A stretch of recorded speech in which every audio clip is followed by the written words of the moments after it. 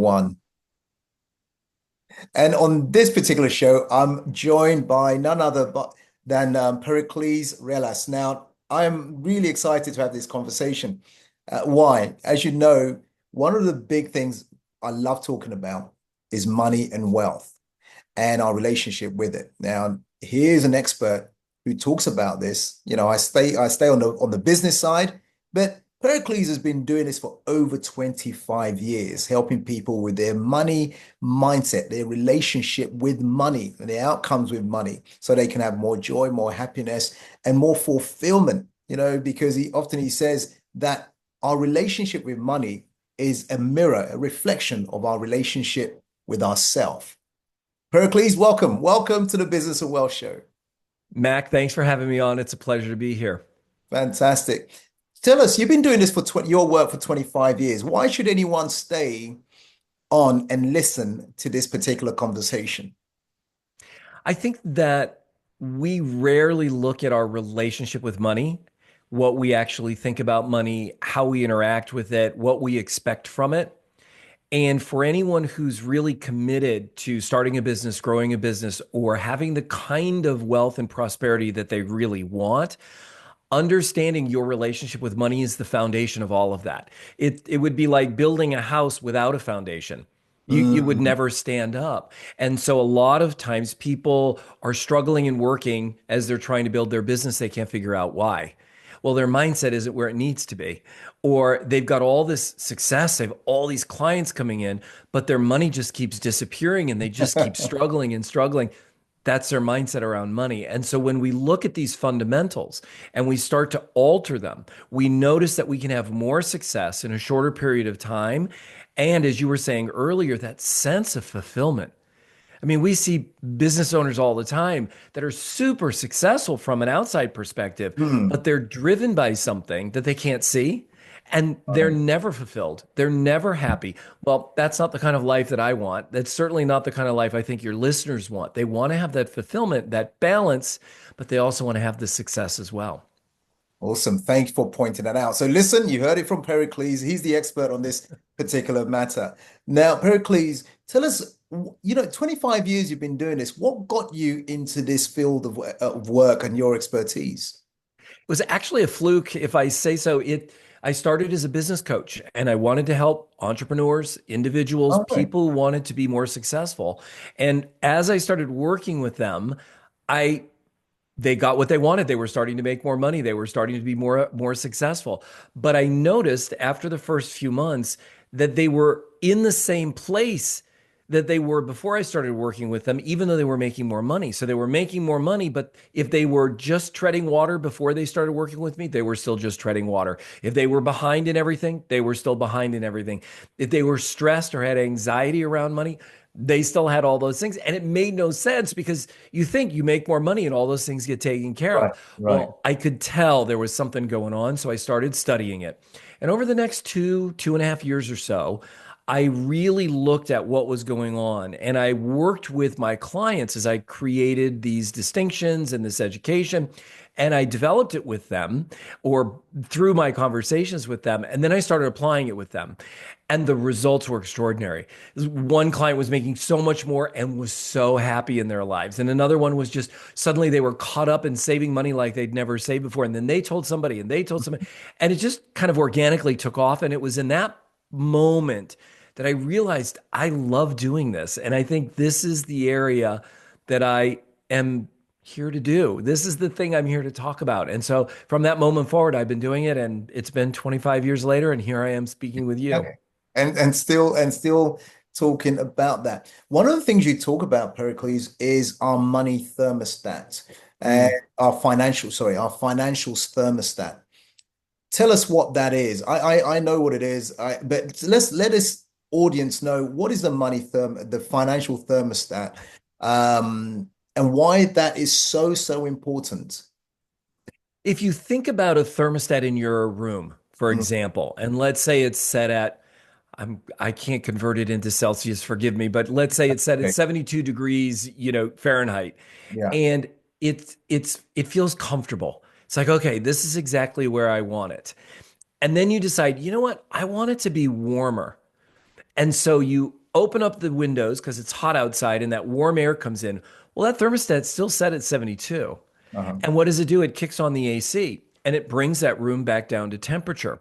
Well, Right. our financial thermostat is exactly the same way.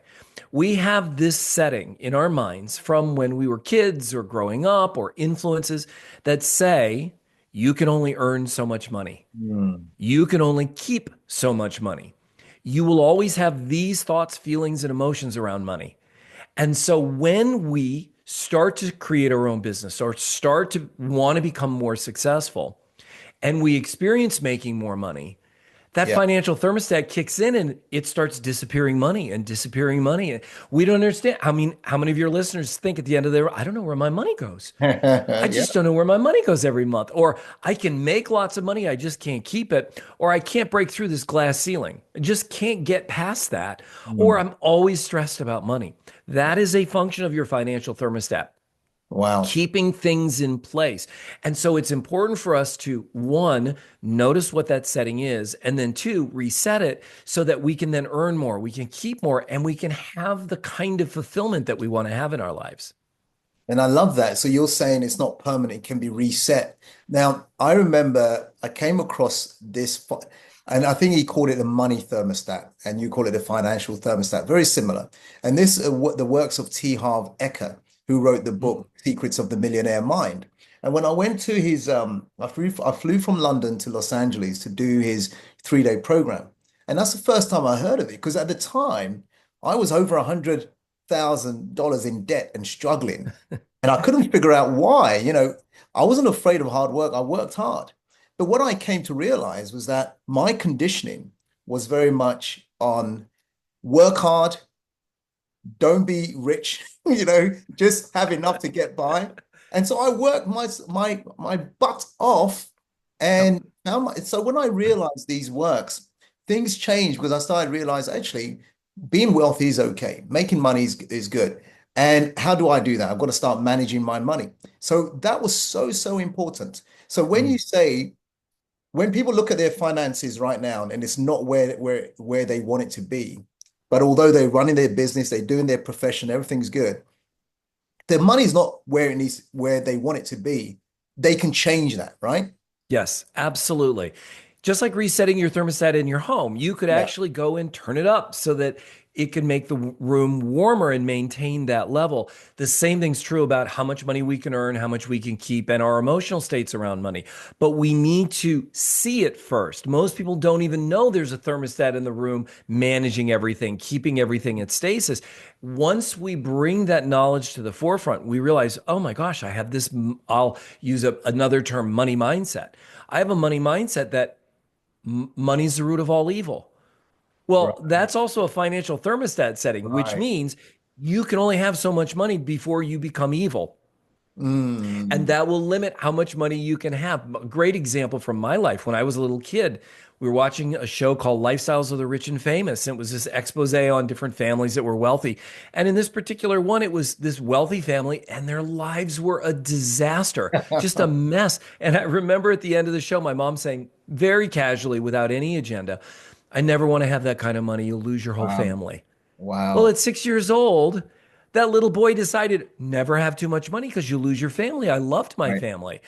And that in that instant became the glass ceiling.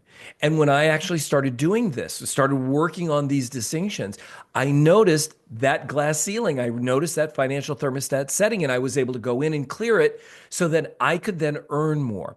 But here's the thing that I think is so important because most people get wrapped around the axle of got to make more, got to make more, got to make more. And they forget that it isn't just about making more money. It's about having a balance in our lives.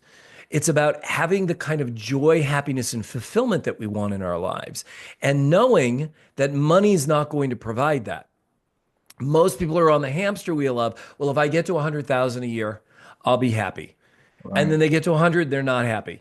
And they think, okay, well, it's 200,000. Then it's a half a million. Then it's a million. And then it's a multi-millions. Then it's a billion. We see it all the time. Just look around. People who are driven, driven, driven, driven, and it's never enough. Well, Right. what if you could actually have a sense of enough and then get to choose how much you want to make? Not be driven to make more, but actually choose to make more or be happy with where you are. Because at the end of the day, what we want money for is to be happy. Well, the Mhm. bad news is money is never going to make you happy. I Happy. promise you. Yeah. Maybe you'll get to do things that will bring you temporary happiness. But at the end of the day, when you're alone, you're not happy. When No. you find happiness here from within, then suddenly when the money does show up, it's like, whoa, I wanted this money to be happy, but I'm already happy. What am I going to do with it now? There's a Right. whole different world that gets created. And that's why I say, and you said this beautifully at the beginning, that our relationship with money is a reflection of our relationship with ourselves and the world around us. And when we start to see that relationship, our relationship with ourselves and the world around us alters. Fantastic. I like the way you put that. So, how does one go about changing their financial thermostat or resetting it to a place where actually this is where I want it to be? I want to be just nice and toasty, not too hot, not too cold, but just nice. That perfect temperature, right? And Perfect and temperature. it's important to note that that temperature for you may shift from time to time. You may want a little bit more, and that's totally fine. So the first thing I'll say is before I share how to actually reset the financial thermostat, is I want to give you a distinction around money. So money is a universal band of energy, and it flows in a circle. Right. Because it flows in this circle, we intersect that circle. It flows to us, through us, and away from us, and then back around to us, through us, and away from us. And then there's a reservoir on the side that we get to keep. And Okay. this universal band of energy, it's limitless. There's no limit to how much money there is in the world. It just That's keeps right. flowing. It just keeps flowing.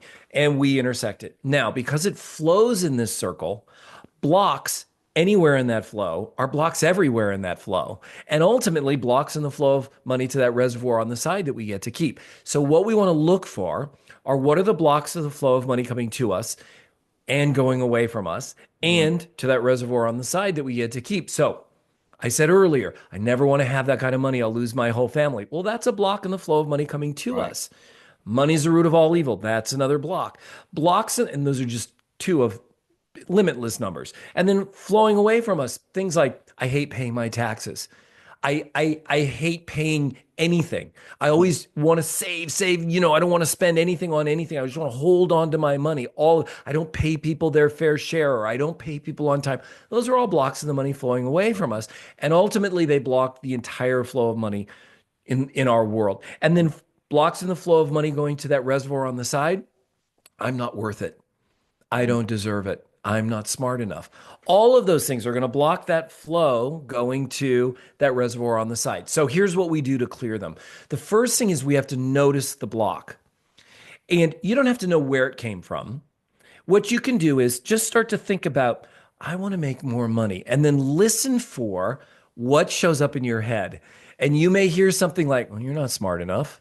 Right. You know that's never going to happen for you. You're not handsome enough. You're not pretty enough. You're not Mm. educated enough. Money's the root of all evil. You're going to go down a dark path. Remember, the wealthy are bad. All of those things, whatever that conversation is, you want to pluck it out. That's a block.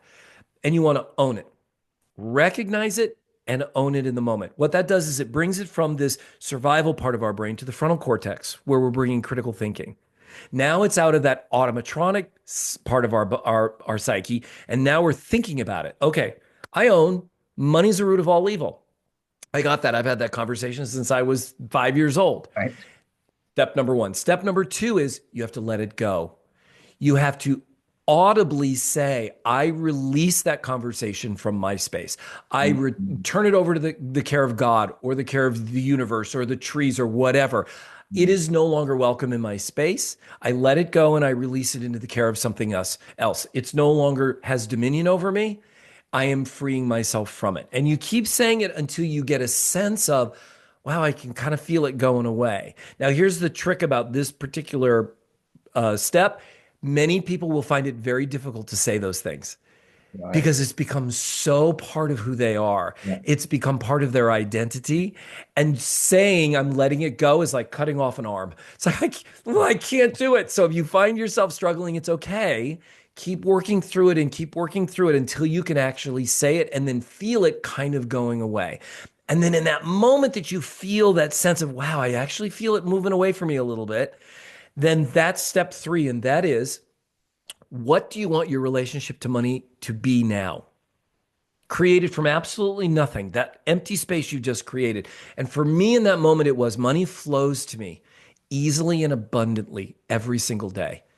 And I want to feel it. You want to feel it in your heart. You want to feel your vibrational frequency shift and keep feeling it and keep feeling and keep saying it. And then write it down and have it everywhere in your home. Have it on your nightstand, have it on your mirror in your bathroom, on your computer screen, everywhere, and get present to it all the time. And then the fourth step is go out and watch for it manifesting in your life. This is where the real critical work comes in because it's not a one and done. Many people think, oh, I'm going to manifest. I'm manifesting, and then they forget about it and they don't think of anything. Well, where is it happening? It's like, it's Right. not the lottery. It's not going to show up like that. You now need to go out and watch for, whoa, I found a dime on the ground. Thank you for showing me that money flows to me easily and abundantly every single day. I got a new client. Thank you. Thank you. Somebody paid me something that I wasn't expecting. Whatever that looks like, a new opportunity showed up. Even if I don't take it, I'm looking for it. I'm listening for it. We're watching for it manifesting and we're expressing that gratitude. Because when we show gratitude and we feel it, we Yeah. manifest more things to be grateful for. So, with those four steps, you can reset your financial thermostat in any area, whether it's how much you can earn, how much you can keep, or your emotional states around money. I love the framework. And do you find the people you've worked with, and I know you've trained and coached tens of thousands of people, is it easy to do it? Do people have the discipline to do it on their own, or do they need that Socratic dialogue way of doing it, maybe with a coach or with someone like yourself to help them get out these old habits, these old conditioned ways of thinking and doing? This is such a great point to bring up, Mac, because a lot of people think, and they're told by coaches and by other experts, there's only one way you can do this. You've got to meditate, or Right. you've got to journal, or you've got. There is no one right answer for everyone, and Mm, anyone who tells you that they have the only answer, run. They don't have an answer. They have only what they have to sell you. Find the thing that works for you. mhm. And it will work for you until it no longer works for you. Right. So it's the right answer for you right now, but it may not be in 6 months. I work through all sorts of different things. I'll study Stoicism for a while and I'll work on Stoicism. It's so cool. And it's like, okay, I think I'm done with that for right now. Then I'll find the next thing, meditation Mm, or journaling or walking or whatever it is, working with other coaches. You find the thing that works for you that inspires you and do it. Pull it towards you and pull it towards you until it no longer is giving you what it is you're looking for, and then release it. Release it with gratitude. Don't release it with resentment. Oh, you're no longer giving it to me. No, release it with gratitude and then look for and be open for the next thing. So if you're somebody who knows, for example, in my life, I am clear, I'm not going to go to the gym on my own. I am lazy. I will find an excuse.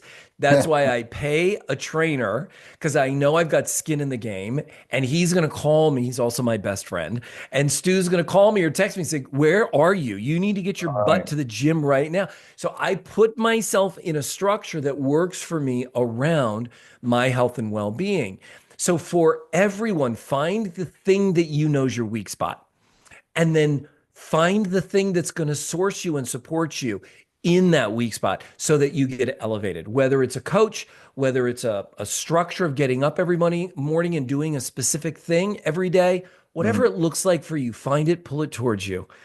Work with it until it no longer sources you, and then find the next thing. And you may find it comes back around. I've had things come back around, where I did it like 2 years ago, and now it's like, oh, I'm going to go back to that again.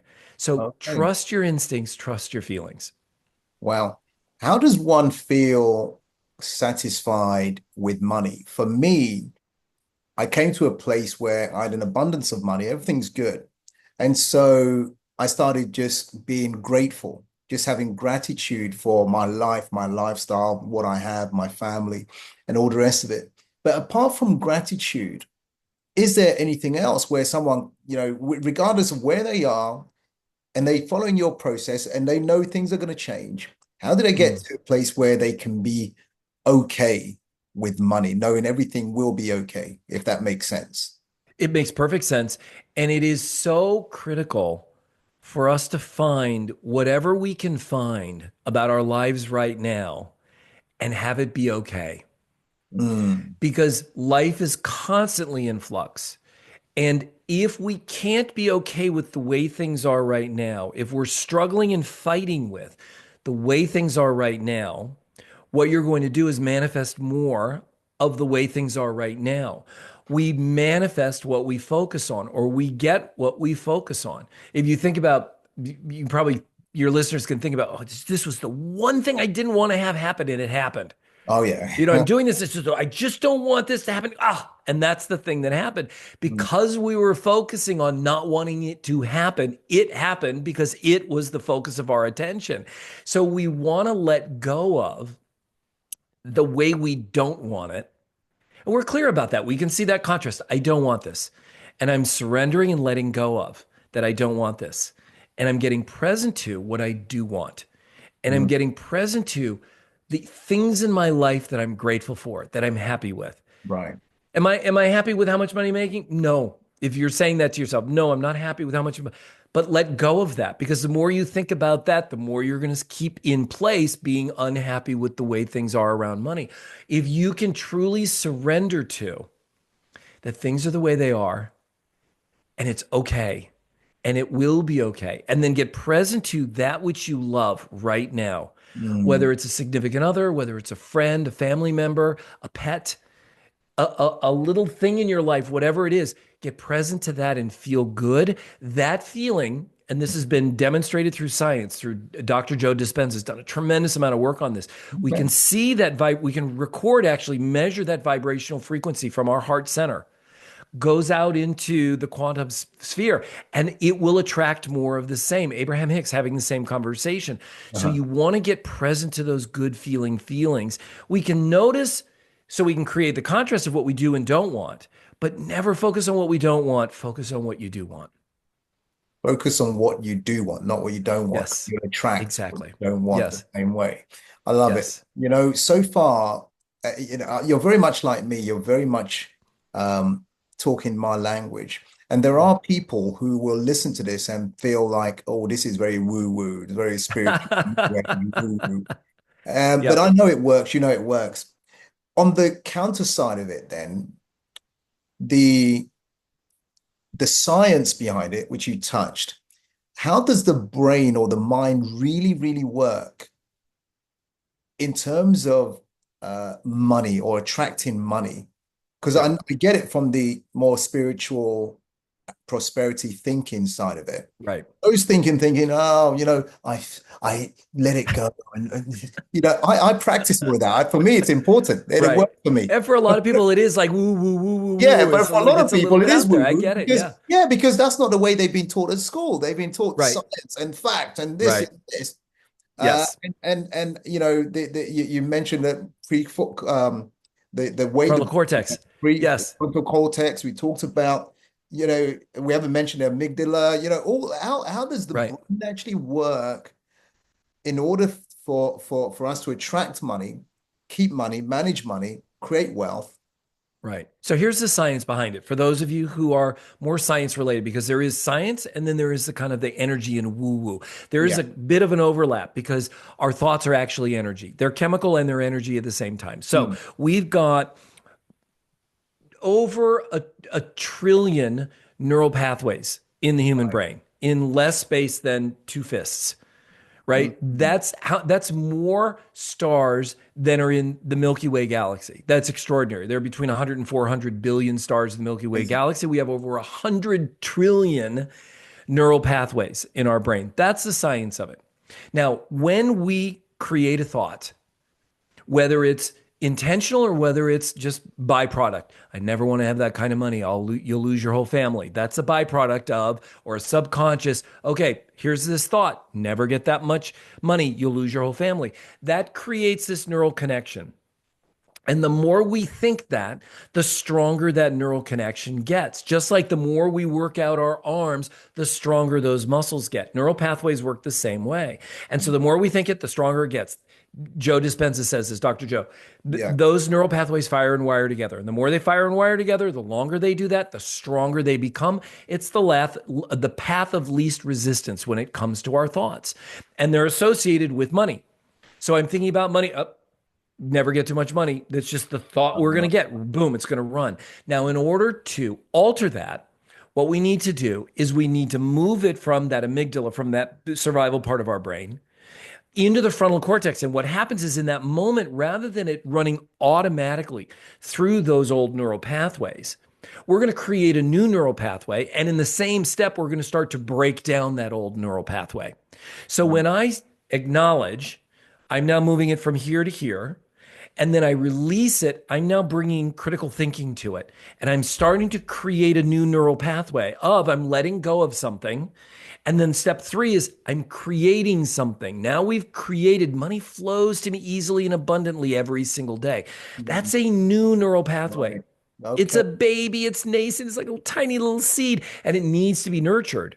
It Mm. needs to have firing and wiring together so it gets stronger and stronger. And Right. that's why I say write it down, have it by your bed, your nightstand, have it on your mirror, have it on your computer, have it everywhere so that you constantly are thinking from money flows to me easily and abundantly every single day. That new neural pathway fires and wires and gets stronger and stronger and stronger. And the old neural pathway gets weaker and weaker and weaker. It'll keep showing up. We keep acknowledging, letting it go, and then getting back to the new neural pathway. And then over time, what happens is it becomes the predominant neural pathway. It becomes the predominant thought in our life, and then ultimately becomes the story that we tell. And when that's the story that we tell, that's who we know ourselves to be, that money flows to me easily and abundantly every single day, our mind starts to rearrange itself and starts to focus on, yeah, money does flow to me easily and abundantly every single day. There it is there. There's an opportunity there. There's another one there. There's another one there. Right. And that's when that wealth starts to show up. Because with the old neural pathway, it's all about, no, you can't have that wealth. So we're going to not see those opportunities. We're not going to see those possibilities, or we're going to kill them off. We're going to, no, that's stupid. He's an idiot trying to do that. All of those conversations are what run the show. But when we have that new conversation, suddenly new conversations come up and new conversations start to dominate and run the show. Wow, fantastic. I love the way you put that. That really answers that. What are some of the worst money habits that you've seen from people who have come to you or some of your clients that you helped change around? What are some of the worst money habits you've seen? I think probably across the board, this is more of a US culture. I don't know in the UK, but certainly in the US, is people are willing to go into debt so that other people think that they have wealth. It's the same here. The So you know exactly from what America catches a cold and Britain sneezes. So it's exactly. the same here. Right. And I think this is if I could, like, if I had a magic wand and I could just do one thing to change the mindset of collectively the mindset of as many people as possible, it would be stop worrying about what other people think about you. They Mm, don't care. They don't care what you're doing. They only care about themselves. And when we focus on, oh, I'm going to pay for everybody so they think I'm wealthy. I'm going to buy these really expensive clothes, but I don't have the money, so I'm going to put it on a credit card. I'm mm. going to get this car I can't afford. I'm going to do all these things that I can't afford, but I'm putting it all on a credit card. And I'm making the minimum payment. I'm making the minimum payment. And when that one's maxed out, I'll just get another credit card. When we stop going into debt to have people think that we've got wealth and we flip that on its head and we actually think, I don't care what anybody thinks. I Right. truly and honestly don't care what anybody thinks. I am building wealth in my life. Perfect. And wealth as I describe it, not just the dollar signs, but also wealth and prosperity, meaning I'm happy with my life. I'm content.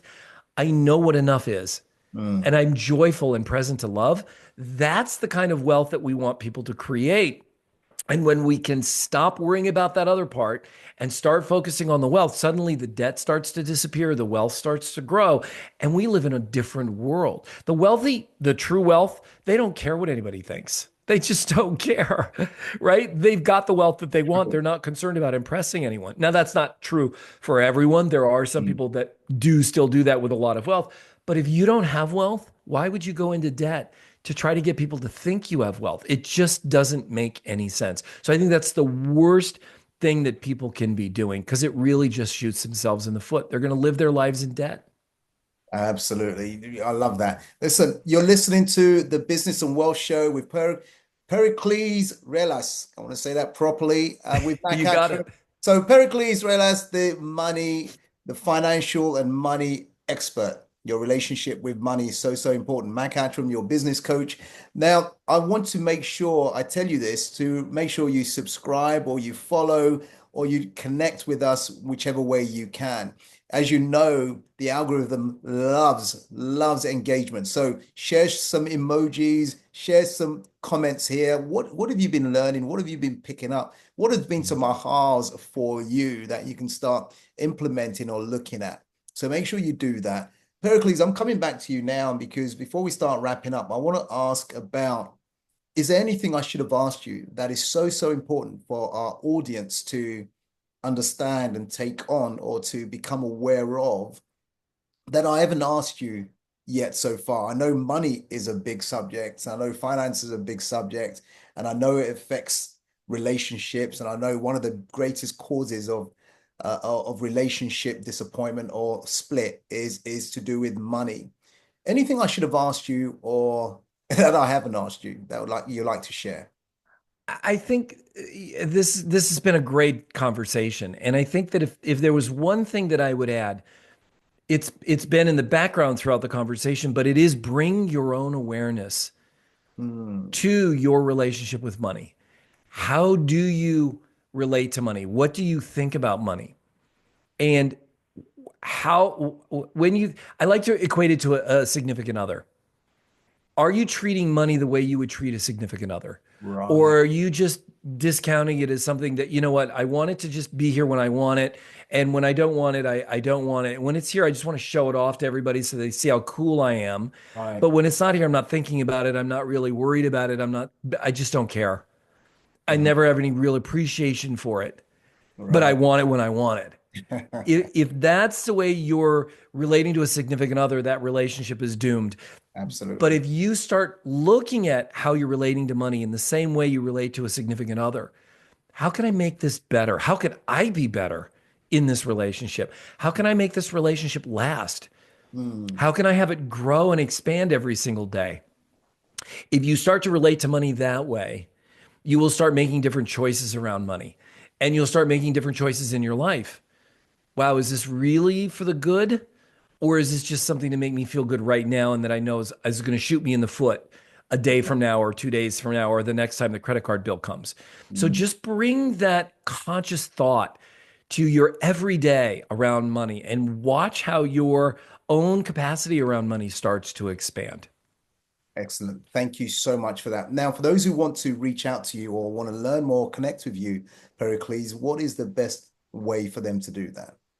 They can go to periclesrellas.com. And if you don't know how to spell that, you can go to resetyourfinancialthermostat.com. They both go to the same place. And right there on the main page is a link to my free masterclass, the 4 keys to resetting your financial thermostat. I'll give you everything you need to get on the path to resetting your financial thermostat so that you can take this to the next level. Awesome. We'll put that on the footnotes of the show as well, so you can just click and get straight into there. Listen, Pericles, I want to say thank you so much for adding so much value in such a short space of time. Thank you for making us more even aware about something that's probably sitting in the subconscious, sitting in the back of the mind. And maybe people listening today, listening to this, maybe think, oh, I didn't think about it. I need to look into this bit more. Maybe that's why I'm in the situation I'm in now. So hopefully Mm. people reach out to you. Thank you so much, Pericles. Mac, thank you for having me on. It's been a pleasure to see you and been a pleasure to speak with you. Most welcome. Thank you. Likewise as well. Likewise. And everyone, thank you for listening in until we speak again. Remember, build your business for wealth, not just for income. Build for wealth and freedom, not just for income. And Pericles' teachings in terms of money and relationships with money and managing money and being okay with money will help you do just that. Again, thank you. Until we speak again, bye for now.